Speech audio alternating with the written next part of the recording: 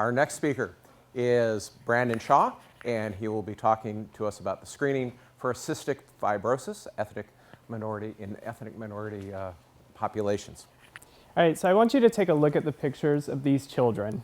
One of them has a chronic, life-limiting genetic condition called cystic fibrosis, or CF for short. It's actually the girl up at the top left, and she's actually my cousin's 2-year-old daughter, and her name is Sutton. If you look at Sutton, you don't see how CF affects her lungs. It makes it so that she can't get rid of mucus the way that she normally would, and that can lead to a vicious cycle of infection, inflammation, and lung damage. When you look at her, you don't see the number of pills she has to take every day, supplements and enzymes that help her pancreas because it doesn't function the way that it normally would. But this is the task that we take on every day here in the state of Alabama and across the country, trying to identify out of thousands of children the one who has cystic fibrosis.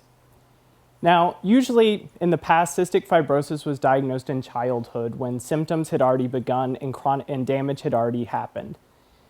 And there was an idea, however, to try and diagnose children earlier, even weeks or months after they were born.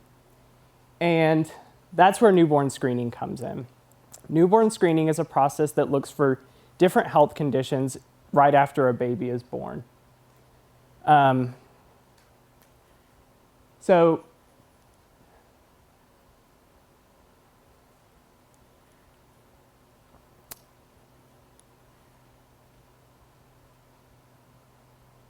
cystic fibrosis is commonly been called one of the most common chronic conditions in Caucasians, one of the most common genetic conditions in Caucasians.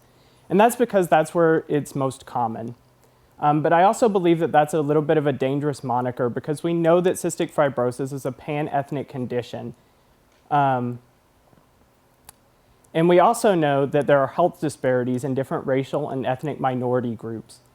So really the focus of my study is looking at how can we improve the overall function of our newborn screening program in these individuals so that we're identifying everyone at an early age and making our program as effective as possible in every population. Thank you.